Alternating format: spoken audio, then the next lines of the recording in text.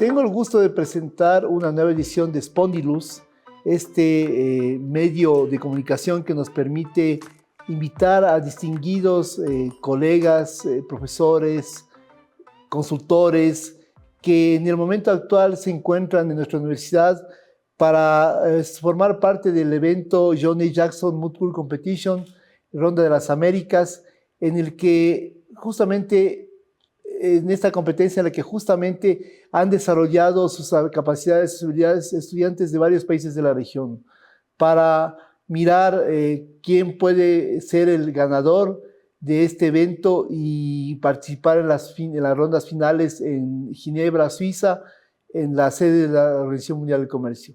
Nos acompaña en este momento la profesora Gertrude Nimako-Boateng.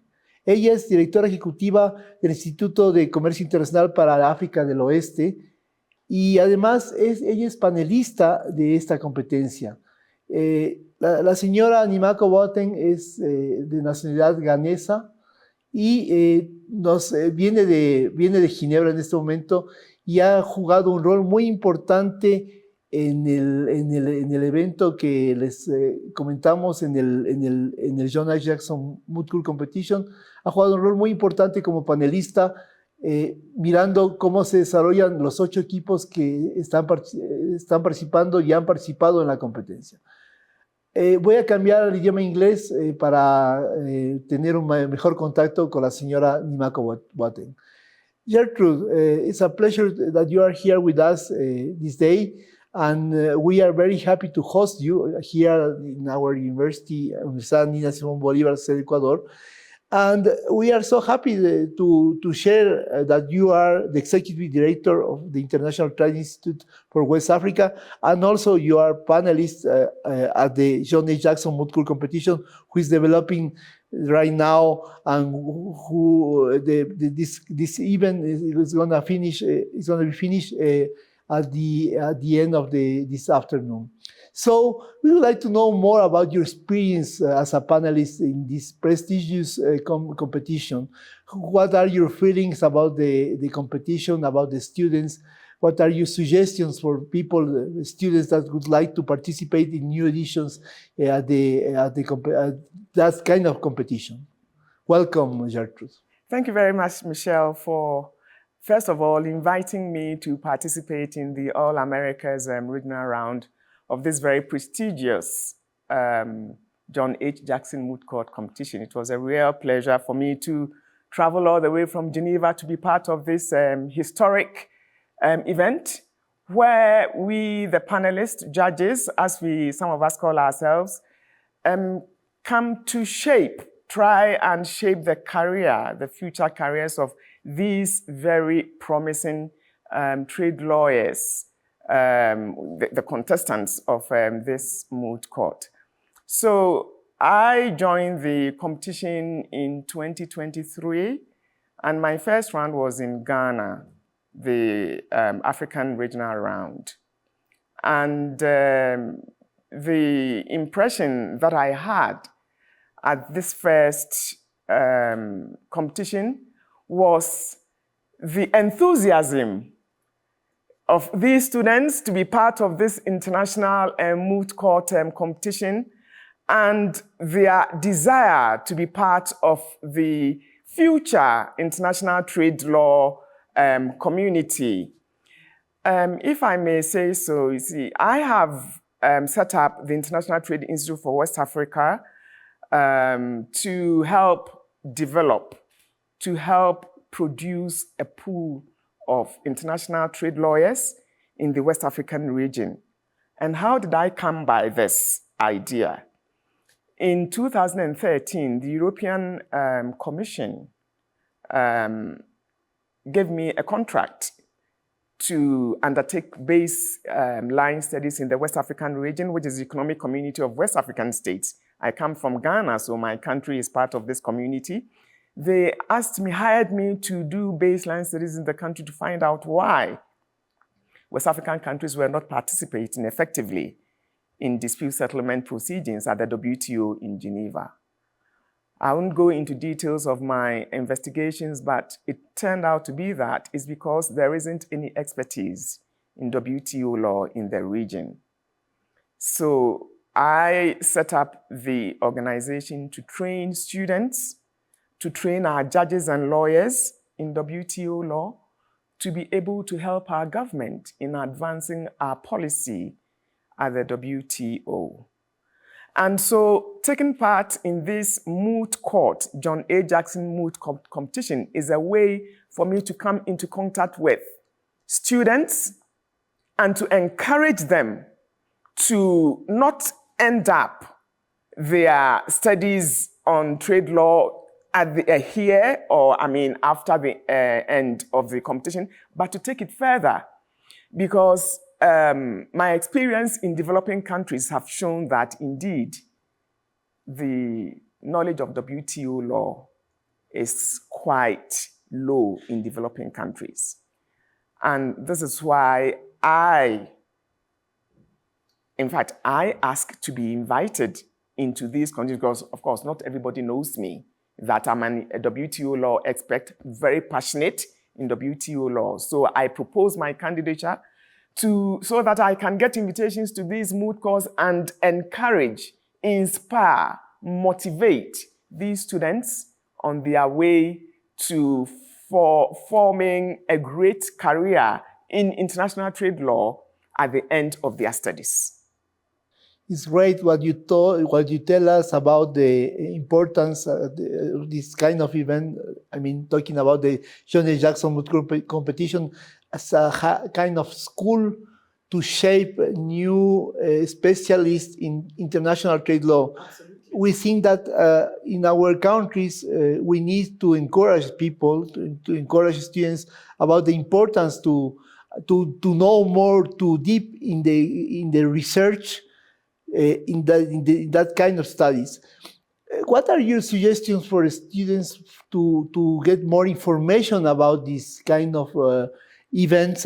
Talking about the moot courts, and what's your suggestion for the students who want to improve their knowledge in international trade law? Thank you very much for this question, Michelle. So, for example, I have set up a mentorship program for students who have actually participated in the John J.H. Jackson Moot Court Competition. When I started in 2003, some students approached me at the end of the competition and said, "Madam, can you mentor us?" And I said, let's wait and see. I didn't do anything. Then I went to other competitions and the same requests came to me, "Madam, can you mentor us?" And so I thought about it and said, yes, these students need some kind of guidance. So last year I set up a mentorship program, and I sent invitation through their coaches, the coaches of these students who attended the Moot course, to inform them that I'm setting up this mentorship program so they can join. So during this mentorship program, this is what I advise the students, because most of these students participating in the competition are undergraduate students. I tell them the importance of international trade law, WTO law. It governs global trade, and global trade is a source of great income for all countries. But I repeat that international trade law is not well known in developing countries. Meanwhile, we are participating in global training. We are exporting goods to European countries, to Japan, to United States, without knowing the law. So my advice to these students, I say, don't only focus on domestic law, law of contract, criminal law, property law. You are always, taking cases, dealing with cases about theft, for example. Somebody stole somebody's goat, so we go to court and we settle it. No, broaden your perspective. After law school, do a postgraduate course. And I will encourage you to do a postgraduate degree in international trade. And these are the guidelines that I have for you to do to get into postgraduate studies. If you don't have money, your parents don't have the financial means to support you, look for scholarships. These are the institutions that are offering courses in international trade law. If in my mentorship program, I have 62 students from Asia, Africa. Sadly, nobody from here, but I will introduce it at the end of today's ceremony to get students from Latin America. I have students from Africa, Asia, Australia, and Germany. And so I tell them where they can find scholarships. I tell them about the WTO. I tell them about internship possibilities at the WTO. I speak to them about ACWL, and I share my experience with them as a WTO law expert. So I'm doing a lot. You see, that study that the European Union asked me to undertake in Africa sort of has shaped my career to date. It's like I'm on a mission to train, to produce international trade lawyers for especially developing countries, because developed countries don't need that kind of advice. They already have a lot of experts in their area. We in the developing world, we need a lot of encouragement, a lot of training, a lot of motivation, inspiration to get into this very important area of the law to help our governments trade effectively on the global market. When I teach in West Africa, I'm a consultant for the Economic Community of West African States in WTO law. So I teach government officials, lawyers, judges in West Africa. Recently, we trained the judges of the Court of Appeal in Ghana on WTO law. I tell them that you are trading without knowing the rules. There is a lot of unfair trade practices going on your domestic markets without you knowing. And these unfair trading practices have led to the destruction, to the collapse of our domestic industries, because there are a lot of cheap goods, cheap inferior goods entering our markets at very low prices, and our domestic products cannot compete because they are too expensive. We don't have economies of scale. And most of these goods are dangerous goods, but because we don't know the provisions of the WTO law, we are not able to determine that these are unfair trade practices and bring a dispute or report these countries to the WTO. So, Michelle, my mission, and it's all because we don't have experts to sort of identify these unfair trade practices on our markets. And even if we are able to identify, we don't have the means to take the case that we identify to the WTO dispute settlement body. So my mission is to train as many lawyers in international trade as possible to help government, to help the private sector. When it's not the government which is trading, it's the private sector. And the private sector, do they know WTO law? Do they know international trade rules? They don't. So my mission, and again, is to train these young students to help produce a pool of trade experts to help governments so that we can participate effectively in our, on the global market, in our commitments at the World Trade Organization, in dispute settlement, forum in the world.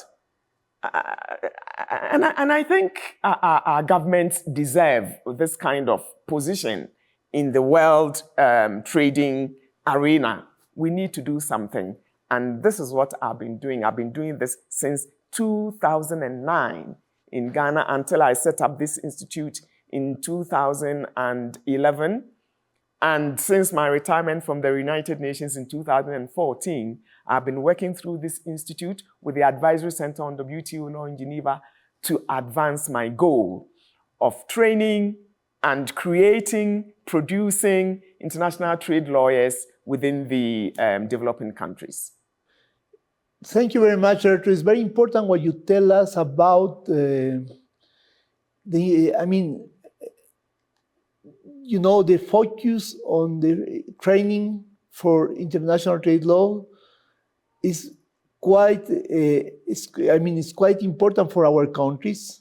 as developing countries. And this training is I mean, talking about the institute where you are working now, the information is I think is vital for our work.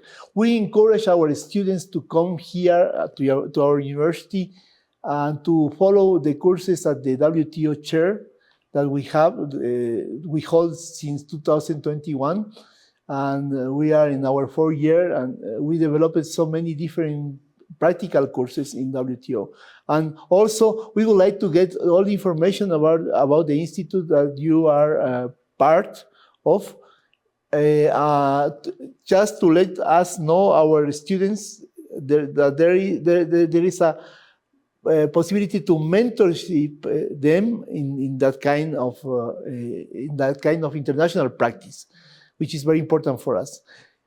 You have a very impressive curriculum. I was reading before this interview, and could you please tell us more about your experience as a consultant at the WTO? I mean, what's your role? What are you doing there? What kind of projects are you developing in the field of trade law, or in trade in general?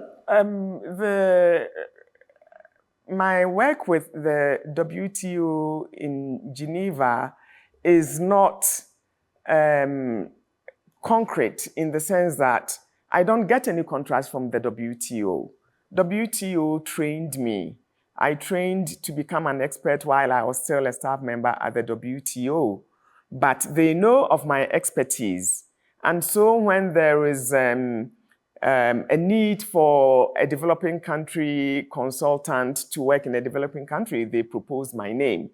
And this is how I came to work with ACWL, which is an offshoot. ACWL was created out of the WTO to specifically help developing countries and least developing countries in their participation and in their trading practices with their trading partners in the world.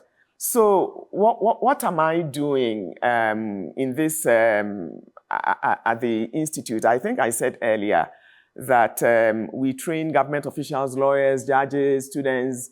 You see, we get contracts from the government of Ghana.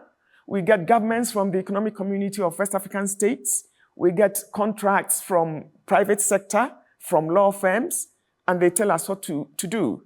Recently, we got a contract from Jamaica, from the University of Commonwealth Caribbean in Kingston in Jamaica, to train them in WTO law. You see, so we have come to be known in the developing world as the beacon, the torch-bearers of international trade, knowledge in international trade in the developing world. They see the energy that I, for example, as the founder of the International Trade Institute for West Africa, my energy in going to look for people to try and convince them about the importance of WTO law, and how they can use this WTO law to sort of advance their trade on the international trade market. So this mentorship program that a lot of students have, we have a page on LinkedIn, and apparently that so many students have contacted us about the mentorship program. So I'll give you the link to that page, and you can share it with the students, and they can contact us and learn more about this mentorship program, be part of it. We hold Zoom meetings once a month, where, yes, it's on Zoom, so anybody can participate from any part of the world. Yes. So we have all these students phoning in from all over the world, you know, and then I give them lecture. And recently, I spoke with the executive director of ACWL about it. And you know what he told me? He said, Gertrude, many congratulations. Do you want me to be part of your mentorship program? Do you need lawyers to advise your students? I said, yes. And he said, I give you the lawyers of ACWL, and I will take part in mentoring your students. So I have started a movement. In fact, if you read our website, it says that from a simple request to an international trade law movement. And this is what I've started, and I hope Latin American countries will be part of this for us to shape, Michelle. When I started the International Trade Institute in 2010, I spoke to one of the leading experts in WTO law. I've forgotten his name. He was the managing director of the Bern Institute, World Trade Institute in Bern. And he said, Gertrude, I told him about my pain, my sadness that we don't have experts in WTO law in West Africa. And he said, look, international trade law at the time was only 20 years old. And even in Europe, they were struggling. So what you are doing, Gertrude, is very good. Don't be sad. It's nothing extraordinary that your people don't understand international trade law. So you start and then move on and then bring them into the international arena. And this is what I'm doing. And now I have a movement. 62 students, and I hear a lot more have applied. I'm here, so I don't see the numbers. I have an administrator who reports to me.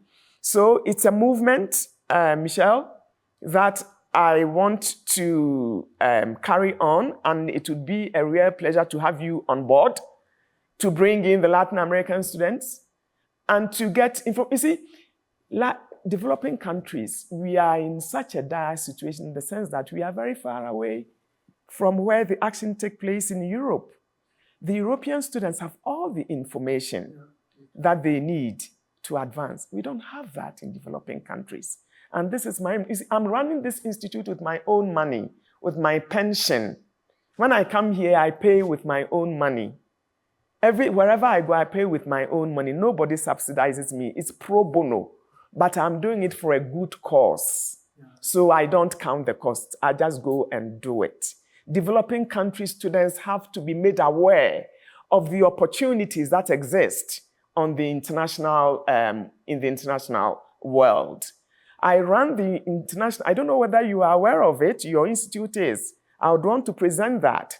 There is a program at the United Nations called United Nations Graduate Study Program. Have you heard of it? Not really. No. I was the first Black person, the first person from developing country to head it, coordinate it at the United Nations. And when I got there, I discovered that developing country member states were not participating enough as those in Europe. So I went to Ghana. That was what I could do. My first was to take leave and go to Ghana to present the program to postgraduate students in my country. And they came and attended, because a lot of things take place in these international settings, graduate study program, international law seminar. Developing countries don't know. Yeah, so we don't have knowledge. Yeah. And this is my mission. So when I give lectures on Zoom to these students, I share the opportunities that exist in Europe, that exist in these international organizations, that they can be part of and enhance their perspective in the world. I tell them, don't stay in your domestic countries. Look beyond. It's over the time when you go to law school and you graduate with first degree, and then you go to do the bar course and you're a solicitor, and then you practice until you die. Your parents' generation, your grandfather's generation is finished. When you graduate, go on and do a master's degree in something, specialize in something, and move into the international arena. We don't focus on domestic issues only. And I'm passionate about what I do, Michelle. Yes, and everybody says, so they said the way you talk, we can see how passionate you are about it. I said, I wish I had a lot of money, because sometimes some of the students say, we don't have money, we can't do it. But I cannot finance everything. When I brought the Ghanaian students to Geneva to participate in the graduate study program, the first time, 2007, Michelle, I rented a place for them, a hostel, cheap. And then I bought provisions for them, food. I gave them cooking utensils and took it there and said, the girls, you cook and then you eat with the boys every evening. At the weekends, I'll go to their hostel, pack all of them into my little car, take them to my home, and the girls will cook, will listen to Ghanaian music, and I will advise them, we'll eat and laugh and dance, and then in the evening, I'll return them to their hostel. And I did that because I knew they wouldn't have enough money. They wouldn't have money to stay in hotels and to buy food. So that was my contribution to these rents. Once some came and they said, we can't afford the hostel. So I stayed with them for 3 weeks. So I'm doing everything that I can to propel developing country students into the international world, because there is a lot that they don't know in their local communities. There is a lot on the international market, I mean, in the international arena, in the international forum, that can benefit them, that can help them propel themselves into the future and help them chart their careers. I could go on forever. I'm a very good speaker. I could speak for 24 hours. So you have to stop me if I go overboard. I'm very passionate, and when I'm given the opportunity, I just speak and speak and speak. I hope I'm making sense in what I'm telling you. Yeah. I have a lot of experience. You know, I worked for the United Nations for over 30 years. I've lived in Geneva for over 40 years with my children, and they are their 2 sons. And working within these international organizations have opened my eyes to so many things and have, you know, given me different perspectives that I have of the world when I was in Ghana, living in Ghana. You know, and this is what I want to share with the students. Amazing. And now you are here with us in Ecuador, so far from where you are. I mean, not talking about Ghana, but from Geneva also. But we are so happy and so glad that you are now participating here at our university in this John A. Jackson Moot Court Competition. Just a few words for our public, to final remarks about what you think in what's happening in trade, international trade law now, and just to close our conversation. I didn't get the question. Sorry, yeah, just a final remarks about what's happening in international trade law in the moment, for our public to know what's your thoughts about, you know, in this very convulsive time. Yeah, this is a very difficult time. It's very challenging for the whole world, and WTO. I can only say it from the perspective of the international organizations, because we have we have a great country that was supporting the budget of international organizations, and it looks like this financial support for these international organizations are going to be cut short, and this is having a lot of negative effect on the work of a lot of organizations in Geneva especially. And in the field of international trade law, WTO hasn't been affected. Well, the work of WTO has been restricted in a way since I wouldn't say closed down, but the appellate body doesn't function anymore. So there was not an appeal. There was no appeals court to take up the cases from the panel level. But in international trade law, the law is still the same. We are still using the law. The market equilibrium may be shifting in certain directions, and you know, COVID also had a lot of impact on international trade, because international trade didn't come to a standstill, but because of the lockdown, a lot of production activities, marketing activities were halted. But I can say that reading from the news in the WTO newsletters, for example, the trade barometer is moving up, and international trade is still standing. International trade law is still standing, is still governing international trade, and trading continues. trading continues, and irrespective of the policies of other countries, the WTO law is there. WTO member states are still holding conferences, are still making decisions. I get newsletters, and I saw recently that Colombia and I think Turkey have accepted the fisheries agreement. Yeah. So we are moving forward, Michelle. International trade law is there, and it will continue to be there, irrespective of what the policies of other countries are. Very important what you said. And Ecuador also joined to that fisheries agreement. Yeah. So yeah, we have signed, I think, half a year ago. So we are so committed with that kind of multilateral agreements. So thank you very much to be here, Gertrude. We are so happy to host you, and we hope that you are doing very well here with us.